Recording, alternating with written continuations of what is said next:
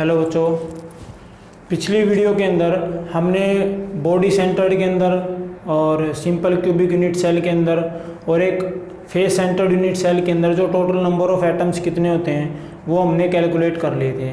आज हमारा बचा हुआ है एक तो जो आपका एंड सेंटर्ड यूनिट सेल है उसके अंदर टोटल नंबर ऑफ एटम्स कितने होंगे, और दूसरा है एंड सेंटर्ड, एक एज सेंटर बचा हुआ और एक एंड सेंटर्ड बचा हुआ है। तो इनके अंदर टोटल नंबर ऑफ एटम्स कितने होंगे वो कैलकुलेट करेंगे। तो सबसे पहले देखते हैं भाई total number of atoms in edge centred unit cell. कोई भी जो एज सेंटर्ड यूनिट सेल होगी, एज सेंटर्ड यूनिट सेल का मतलब क्या है कि जो पार्टिकल्स हैं यानी लैटाइस पॉइंट हैं वो कॉर्नर्स पे तो प्रेजेंट रहेंगे, साथ के साथ एजेस के सेंटर के ऊपर भी रहेंगे भाई, यानी कॉर्नर्स पे तो मिलेंगे ही मिलेंगे, उसके साथ साथ जो एजेस हैं जैसे ये होगा इसका सेंटर में ये, इसके सेंटर में ये, हर एक एज के सेंटर में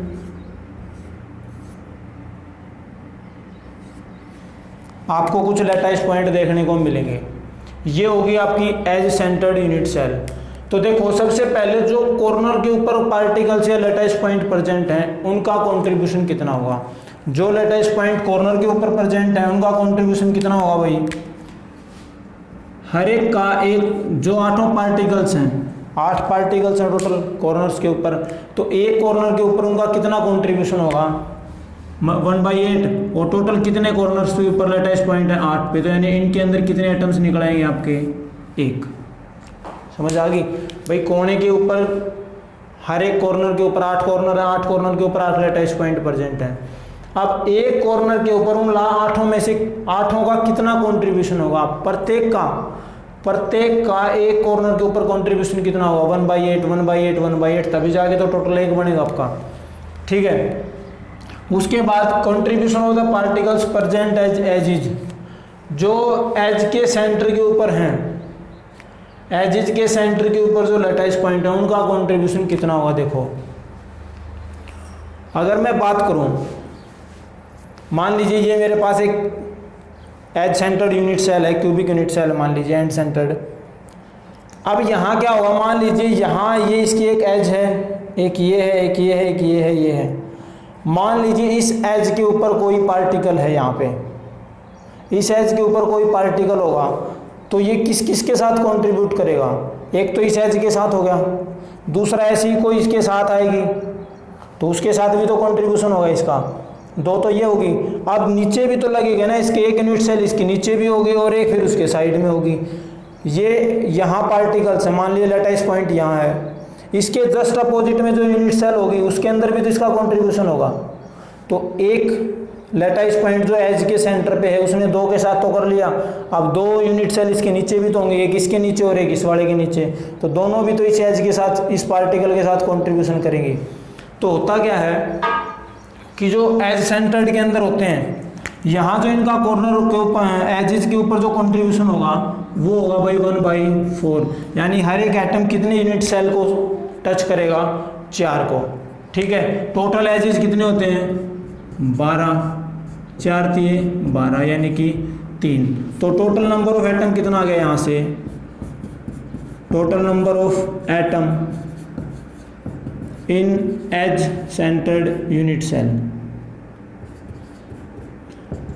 एक यहाँ से था कॉर्नर्स के ऊपर कंट्रीब्यूशन होगा 1 और 3 यहाँ, यानी total number of unit cell कितना आ गया 4। ठीक है भाई। उसके बाद आता आपका एंड सेंटर्ड। एंड सेंटर्ड के अंदर जो कंट्रीब्यूशन होगा यानी टोटल नंबर ऑफ एटम कितने होंगे एंड सेंटर्ड के अंदर। तो देखो जो कॉर्नर्स के ऊपर कंट्रीब्यूशन रहेगा, कंट्रीब्यूशन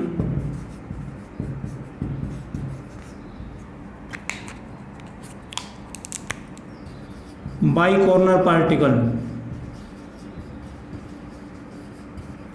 यानी कॉर्नर्स के ऊपर जो पार्टिकल्स रहेंगे उनका तो वही कंट्रीब्यूशन रहेगा भाई।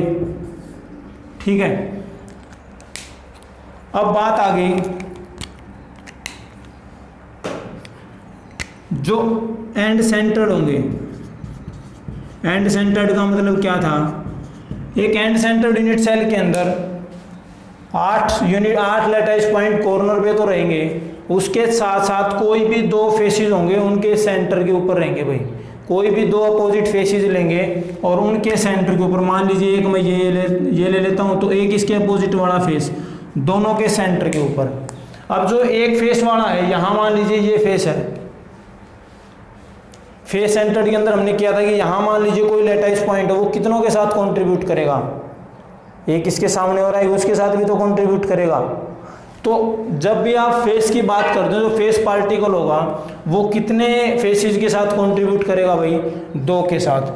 तो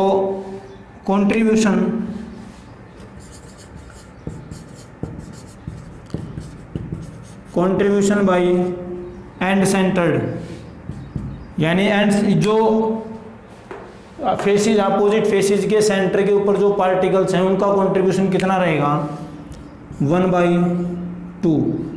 ठीक है, और टोटल कितने फेसेस की बात कर रहे हैं हम भाई, 2 ही फेसेस तो ले रहे हैं ना, अपोजिट फेसेस ले रहे हैं, एक यहाँ अगर फ्रंट वाला ले रहे हैं तो दूसरा बैक वाला ले रहे हैं, तो टोटल कितने फेसेस की बात कर रहे हैं, एज सेंटर के अंदर कितने फेस इंक्लूड करेंगे, 2, यहाँ से कितना आ गया आपका 1। तो जो टोटल नंबर ऑफ एटम होंगे वो कितना आ जाएगा भाई आपका 1 + 1 यानी कि 2। तो एज सेंटर्ड के अंदर 4 एटम्स होंगे और एंड सेंटर्ड के अंदर जो नंबर ऑफ एटम्स होंगे वो कितने होंगे भाई, 2। तो ये तरीका आपका, चाहे आपको बॉडी सेंटर्ड यूनिट सेल दे दे, चाहे फेस सेंटर्ड दे दे, चाहे सिंपल दे दे, या एंड सेंटर्ड हो या एज सेंटर्ड हो, इनके बीच में या इनके अंदर टोटल नंबर ऑफ एटम्स अगर आपको निकालने हैं तो उसका यही तरीका है कि जो एजेस के ऊपर हैं, या पहले तो कॉर्नर्स वाले का कंट्रीब्यूशन निकालो, और कॉर्नर्स वाले का तो सेम रहेगा हर एक के अंदर। उसके बाद जो दूसरे आते हैं, चाहे फेस सेंटर की बात हो रही है तो फेस सेंटर के अंदर क्या होगा, किसी एक फेस के सेंटर में मिलेगा, तो वो तो अगर एक अकेला एक फेस के सेंटर पे है तो कितनों के साथ कंट्रीब्यूट करेगा, 2 के साथ। टोटल फेसेस कितने हैं, 6, तो वहाँ से हम ऐसे करके इनकी मल्टीप्लाई करके निकाल देंगे सोल्व करके। ठीक है,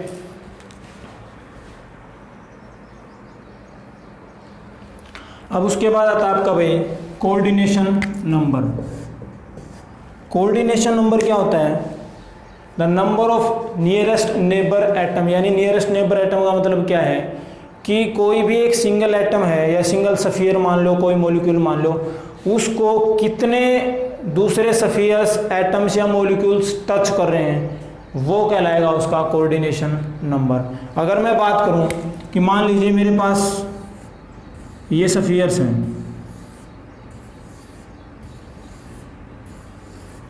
अब अगर मैं किसी एक स्फीयर की, अब ये तो है नहीं कि मैंने 5 या 6 स्फीयर बना दिए तो ये खत्म हो गए, बहुत सारे इनफाइनाइट हैं कि किसी भी क्रिस्टल की अगर मैं बात करूं, सॉलिड की बात करूं, तो उसके अंदर जो पार्टिकल्स का अरेंजमेंट है वो इनफाइनाइट होता है, बहुत सारे पार्टिकल्स होते हैं उसके अंदर। तो इस प्रकार से मान लीजिए अरेंज हैं। अब मैं किसी एक एटम को उठा लेता हूँ, एक स्फीयर को उठा लेता हूँ, मान लीजिए मैंने ये उठा लिया, इस एक सफियर से कितने सफियर टच हो रहे हैं, इस एक सफियर से बाकी कितने सफियर टच हो रहे हैं। देखो, एक तो ये टच कर रहा है इसको यहाँ से, दूसरा ये टच कर रहा है, क्या कोई और टच कर रहा है इसको, नहीं कर रहा। तो किसी एक सिंगल एटम या सफियर को कितने उसके साइड वाले, ऊपर नीचे वाले कितने दूसरे सफियर टच कर रहे हैं, वो कहलाएगा उसका कोऑर्डिनेशन नंबर। इसको नियरेस्ट नेबर भी बोलते हैं भाई, नियरेस्ट नेबर NN या CN, यानी कि कोऑर्डिनेशन नंबर। तो यहाँ कितने एटम टच कर रहे हैं इसको, 2, तो इसका जो कोऑर्डिनेशन नंबर हो जाएगा वो कितना हो जाएगा, 2। अगर मैं यहाँ रख देता हूँ,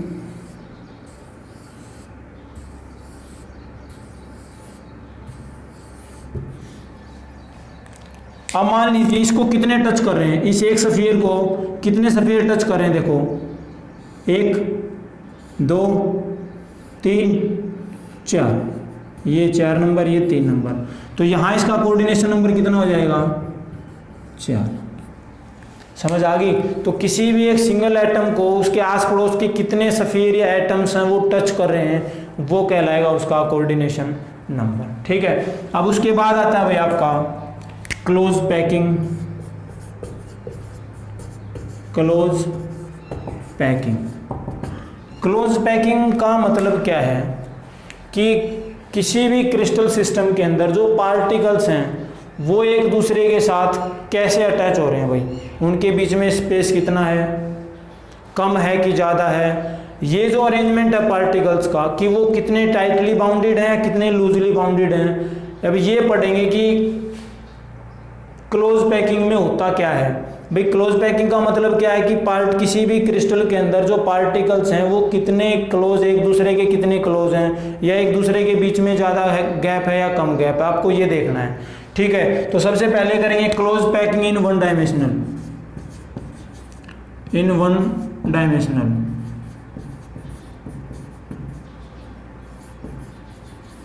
close packing in one dimensional.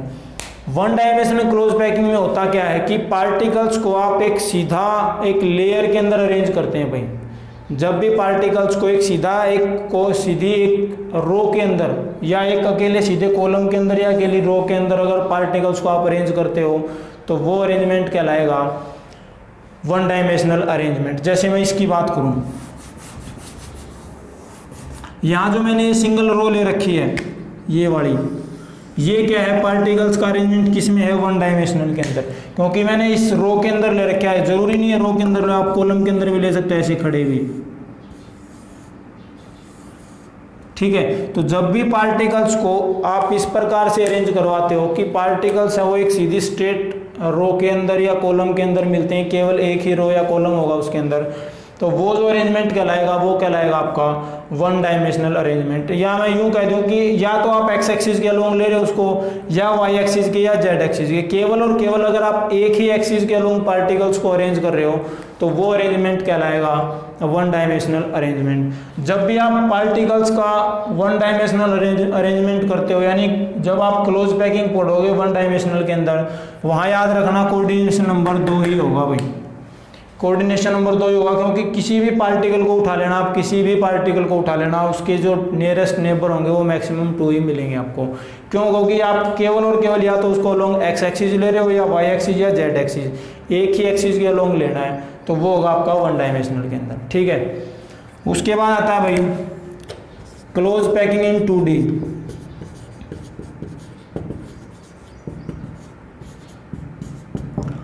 Two dimensional close packing के अंदर क्या होगा, पार्टिकल्स को आप इस प्रकार से अरेंज करवाओगे, एक अलोंग एक्स एक्सिस भी और अलोंग वाई एक्सिस भी।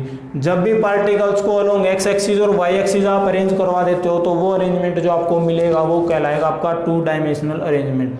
ठीक है, टू डायमेंशनल अरेंजमेंट के अंदर होता क्या, आपको 2 चीजें देखने को मिलेंगी। एक तो मिलेगा square close packing, square close packing,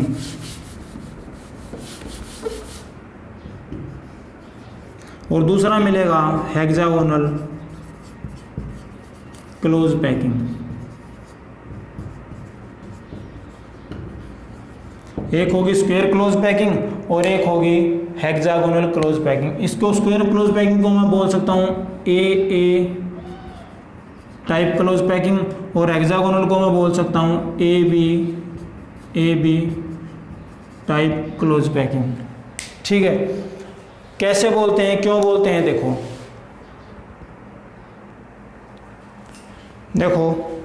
square close packing में होता क्या है, इसको हम बोलते हैं ए टाइप क्लोज पैकिंग, या सीधा ए टाइप क्लोज पैकिंग भी बोल देते हैं भाई। ठीक है, क्यों बोलते हैं, देखो होता क्या है, जब भी आप स्क्वायर क्लोज पैकिंग करते हैं या क्लोज पैकिंग करते हैं टू डायमेंशनल के अंदर, तो 2 टाइप का अरेंजमेंट मिलेगा आपको, एक तो ए टाइप का और एक ए बी टाइप का। ए टाइप का मतलब क्या है कि जब भी आप मान लीजिए आपने ये रो ले ली पार्टिकल्स की, पार्टिकल्स को एक रो के अंदर अरेंज कर दिया, तो दूसरी जो रो आएगी वो बिल्कुल इन पार्टिकल्स के ऊपर आएगी। मान लीजिए मैंने ये पहली रो ले ली, तो दूसरा जो पार्टिकल्स होगा वो बिल्कुल एग्जैक्ट पहले वाले के ऊपर होगा, दूसरा जो होगा वो बिल्कुल दूसरे के एग्जैक्ट ऊपर वाले के ऊपर होगा, तीसरे वाले के ऊपर होगा।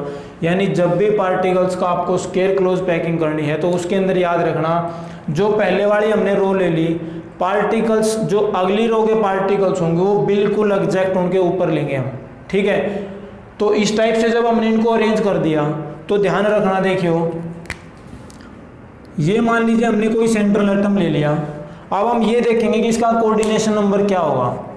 ये अकेला जो एटम, ये अकेला जो स्फीयर है कितने स्फीयर के साथ टच हो रहा है, देखो 1 2 3 4। अगर मैं इनके चारों के सेंटर को मिला देता हूं,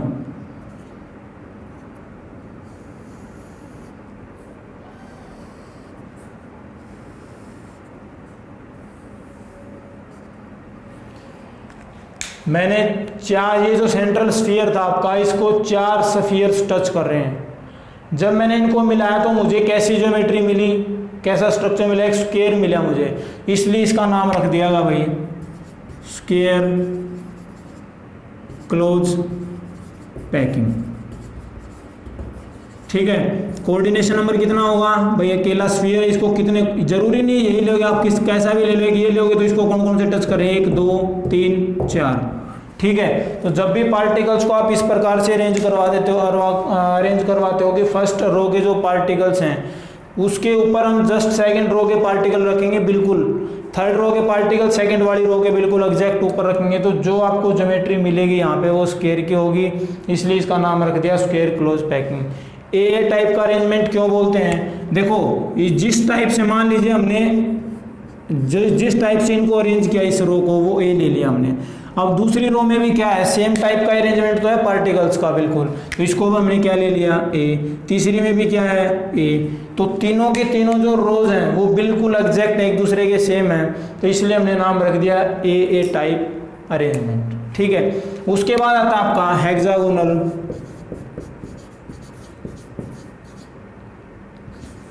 क्लोज पैकिंग।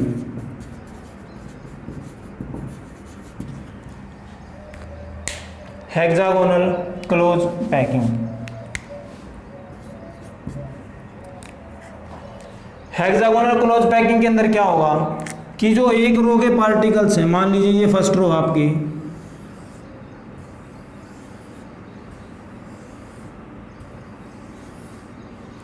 तो जो सेकंड रो के जो पार्टिकल्स होंगे उनको कहाँ अरेंज करेंगे, बिल्कुल एग्जैक्ट इनके नीचे अरेंज नहीं करेंगे। जो इन दो स्फीयर का जो डिप्रेशन रहेगा, डिप्रेशन मतलब इन दो के बीच में जो जगह रहेगी ना, मान लीजिए मैंने 2 बॉल ले लिए ऐसे, तो तीसरी बॉल को कहाँ रखूंगा, बिल्कुल उनके बीच में, तो तीसरा जो पार्टिकल्स होगा वो कहाँ रखा जाएगा, यहाँ।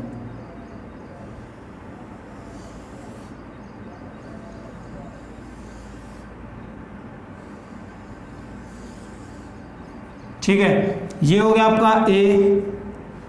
अब दूसरी जो रो थी वो आपकी क्या थी, इससे थोड़ा सा डिफरेंट थी, इसके जो डिप्रेशन था, जो खाली जगह थी वहां पे रखे हमने इसको, ये होगी आपकी बी। अब तीसरी क्या होगी, बिल्कुल इनके एग्जैक्ट जो पहले वाली थी ना, कुछ वैसे ही लिखेंगे, जैसा अरेंजमेंट पहले वाली का था बिल्कुल वैसा ही लिखेंगे।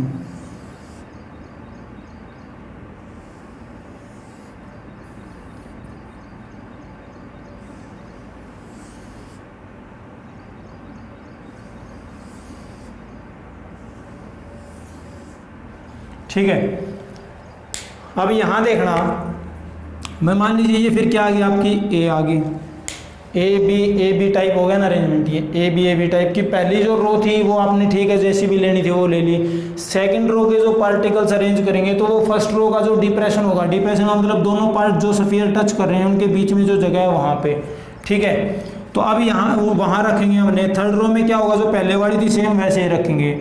इस प्रकार का जो अरेंजमेंट होगा वो कहलाएगा आपका हेक्सागोनल क्लोज पैकिंग। क्यों कहलाएगा, देखो मैं अगर किसी भी एक सेंट्रल एटम की बात करूँ, मान लीजिए मैंने ये एटम ले लिया सेंट्रल एटम, ठीक है, ये कितने एटम के साथ टच कर रहा है, देखो 1 2 3 4 5 6। जब भी मैं इनके सेंटर्स को मिलाऊंगा, सेंटर को मिलाने से मुझे जो ज्योमेट्री मिलेगी वो क्या रहेगी भाई,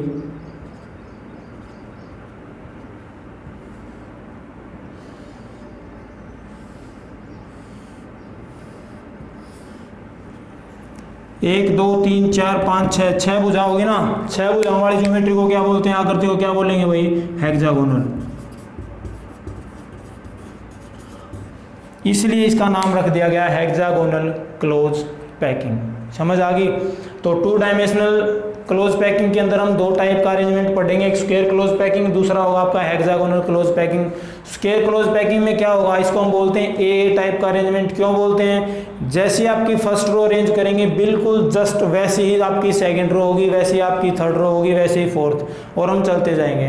तो जब आप इनके किसी भी एक सेंट्रल एटम को या किसी भी एक एटम को उठाओगे तो ये देखते हैं कि उसको कितने दूसरे एटम्स हैं वो टच कर रहे हैं, तो यहाँ पे कोऑर्डिनेशन नंबर निकलेगा 4। और जब बात करेंगे हेक्सागोनल की तो यहाँ ए बी टाइप बोलते हैं इसको। क्यों बोलते हैं कि जैसे आपकी फर्स्ट रो होगी, सेकंड रो के पार्टिकल्स फर्स्ट रो का जो डिप्रेशन क्रिएट होगा उस डिप्रेशन के अंदर रखा जाएगा, तो फिर थर्ड रो क्या होगा, जो फर्स्ट वाली थी वैसे ही अरेंजमेंट होगा उसके अंदर।